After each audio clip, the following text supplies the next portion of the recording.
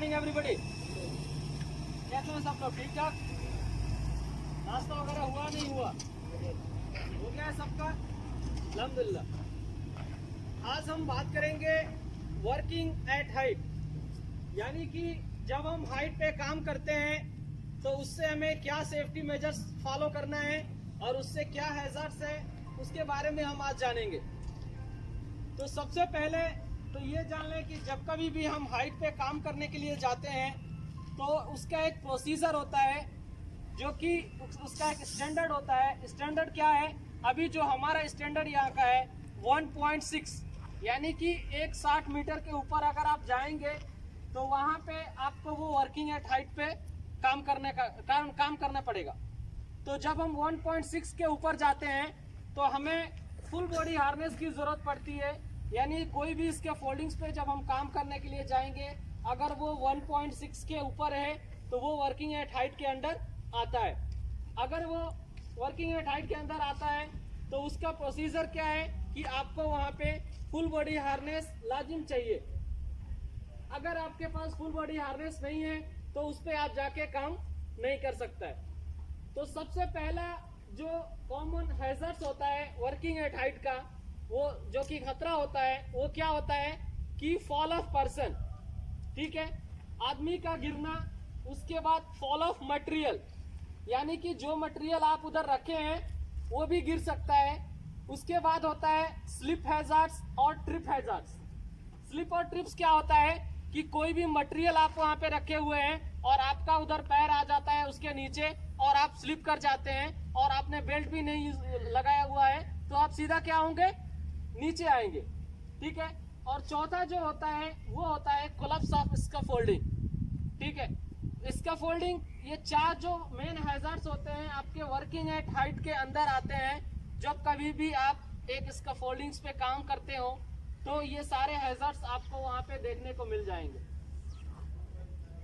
तो पहला मैंने बताया आपको कि जब हम वर्किंग एट हाइट पे जाएंगे तो किसी भी स्कैफोल्डिंग में जाने से पहले हमें उस स्कैफोल्डिंग को आइडेंटिफाई करना होता है कि जिस स्कैफोल्डिंग्स पे हम जा रहे हैं काम करने के लिए वो स्कैफोल्डिंग सेफ है या अनसेफ है।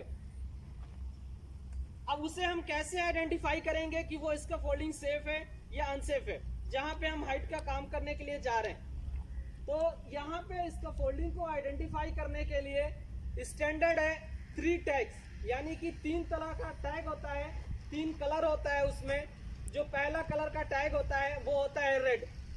अगर रेड टैग स्कैफोल्डिंग्स में लगा होता है तो यानी कि वो स्कैफोल्डिंग काम करने के लिए लायक नहीं है, उसमें हम काम नहीं कर सकते हैं। अगर हम उसमें जाते हैं तो वो हमारी गलती है, ठीक है। तो रेड टैग अगर किसी भी स्कैफोल्डिंग्स में लगा हुआ है तो हमें उसके नजदीक भी नहीं जाना है, ठीक है। और दूसरा होता है येलो टैग। येलो टैग किसके लिए होता है कि स्कैफोल्डिंग बन के रेडी है लेकिन अभी उसका इंस्पेक्शन होना बाकी है, उसका इंस्पेक्शन नहीं हुआ या फिर उसमें कुछ मेंटेनेंस करना है तो वहां पे हम येलो टैग का यूज करते हैं। और जो लास्ट आता है वो होता है आपका ग्रीन टैग। कोई भी इसका फोल्डिंग में अगर ग्रीन टैग है तो यानी हम उससे आइडेंटिफाई कर लिए हैं कि वो इसका फोल्डिंग सेफ है, उसमें हम काम कर सकते हैं। और ग्रीन टैग जब भी लगता है तो ये सारी चीजें देख के लगाया जाता है कि जो भी इसका फोल्डिंग बनाया हुआ है वो इसका फोल्डिंग आपका सेफ है, उसमें कोई भी डिफेक्ट नहीं है, उसमें जाके आसानी से हम काम कर सकते हैं, इसलिए हम वहां पे ग्रीन टैग का यूज करते हैं। तो वो काम होता है हमारा स्कैफोल्डिंग इंस्पेक्टर का, जो कि स्कैफोल्डिंग्स को इंस्पेक्ट करके उसके बाद टैग प्रोवाइड करता है, ठीक है। तो ये टैग सिस्टम है जिससे हम ये आइडेंटिफाई कर सकते हैं, ये जांच सकते हैं कि जिस स्कैफोल्डिंग्स पे, जिस साइड्स पे हम काम करने के लिए जा रहे हैं वो स्कैफोल्डिंग हमारे काम करने के लिए सेफ है या नहीं है। तो सबको समझ में आया? अभी 3 टैग है जिससे हम ये आइडेंटिफाई कर लेंगे कि वो स्कैफोल्डिंग सही है, ठीक है। अभी आते हैं हैजर्ड्स। हैजर्ड्स जैसे कि मैंने आपको बताया, fall of person, fall of material, collapse of scaffolding, slip and trips hazards. तो ये सारे जो हैजर्ड्स हैं इससे कैसे बचना है हमको। तो सबसे पहले फॉल ऑफ पर्सन के लिए आपको क्या करना है कि फुल बॉडी हार्नेस का यूज करना है, ठीक है। अगर आप फुल बॉडी हार्नेस का यूज करते हैं प्रॉपर तरीके से तो आप गिरने का जो चांस है वो मैक्सिमम कम हो जाता है। ठीक है, उसके बाद आपका आता है slip and trip. Slip and trip कब होता है? जब वहां पे आप इसका फोल्डिंग्स के ऊपर तमाम तरह का मटेरियल फैला के रखे होंगे, जो कि मटेरियल आपको अरेंज करके नहीं रखे होंगे, और इसलिए आपको वहां पे स्लिप एंड ट्रिप्स का हैजर्ड का सामना करना पड़ सकता है। तो इससे बचने के लिए हम क्या कर सकते हैं कि हमें जितनी जरूरत है मटेरियल की उतना ही हम इसका फोल्डिंग्स के प्लेटफॉर्म पे रखें, बाकी का सारा मटेरियल ग्राउंड फ्लोर पे रखें। जब हमें जरूरत हो फिर उठा के लेके जाएं और अरेंजमेंट करके रखें। ऐसा कोई भी मटेरियल अगर आप स्प्रेड करके फैला के रखेंगे तो वो क्या होगा, फिर बाद में स्लिप एंड ट्रिप्स का हैजर्ड आपके सामने बना रहेगा। ठीक है, दूसरा उसके बाद जो आपका हैजर्ड है वो होता है आपका कोलैप्स। इसका फोल्डिंग कोलैप्स कब होता है? जब आपका ग्राउंड लेवल्स नहीं होता है, इसका फोल्डिंग में कोई अंदर डिफेक्ट होता है। तो जैसे कि मैंने बताया, अगर कोई भी डिफेक्ट है तो वहां पे आपको रेड टैग मिल जाएगा। तो अगर रेड टैग मिलता है तो वहां पे फिर आपको आप काम नहीं करना है। और मोस्ट इम्पोर्टेंट थिंग्स ये है कि इसका फोल्डिंग पे कभी भी ओवरलोड मटेरियल आपको नहीं रखना है। अगर आप ओवरलोड मटेरियल रखते हैं तो भी इसका फोल्डिंग कोलैप्स होने का चांस 100% बढ़ जाता है।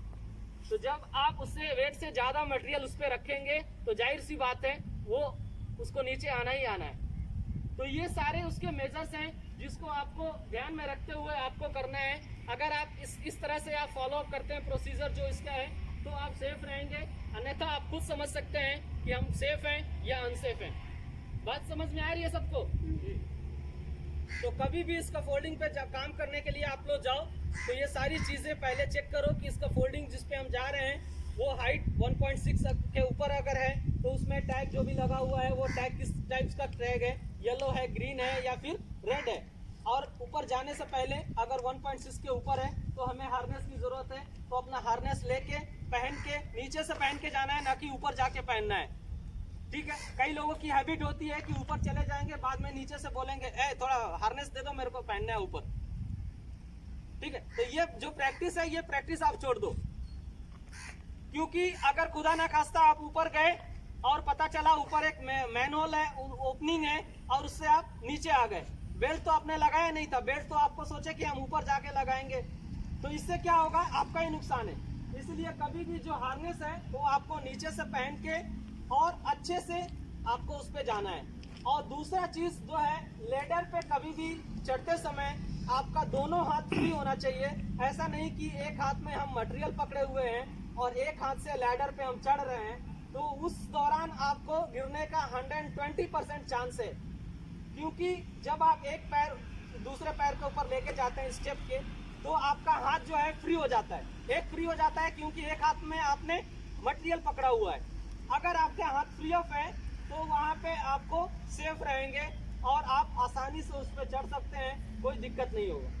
क्योंकि आप एक हाथ छोड़ेंगे तो एक हाथ से पकड़ेंगे, लेकिन जब आप आपके हाथ में एक मटेरियल रहेगा तो जब आप एक हाथ छोड़ेंगे तो दोनों हाथ आपका फ्री रहेगा और आप सीधा इसका लैडर्स पे खड़े रहेंगे। तो इनकेस अगर थोड़ा भी आपका पैर स्लिप होता है तो सीधा आप कहाँ आएंगे, नीचे। तो इसका फोल्डिंग पे लैडर पे चढ़ते समय कभी भी ध्यान रखें कि हाथ में कोई भी मटेरियल ना हो। जो भी मटेरियल लिफ्टिंग करना है उसका प्रोसीजर है, उस प्रोसीजर के अनुसार आप उसको लिफ्टिंग करें, या फिर आप उसको रस्सी से बांध के फिर ऊपर ले लें। ठीक है, लेकिन हाथ में लेके उसको सीढ़ी पे लैडर पे नहीं चढ़ना। बात समझ में आई सबको? चलिए ठीक है, एक्सरसाइज कर ले। हाथ आगे करके डाउन करें, हाथ की सिलाई 10 बार।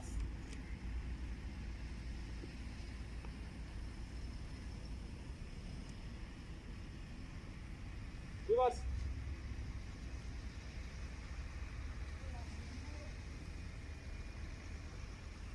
ओके, अभी जंपिंग जैक करें।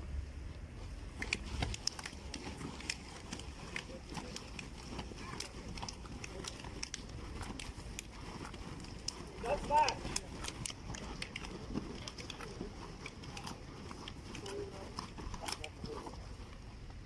अभी कमर को पकड़े, गोल गोल राउंड करें, 5 बार लेफ्ट, 5 बार राइट।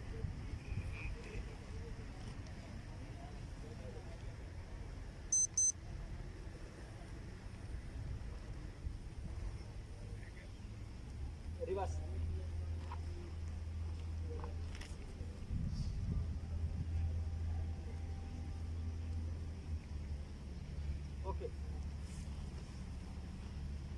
ऐसे ऊपर करें, ऐसे पीछे जाए, नीचे झुके 10 बार।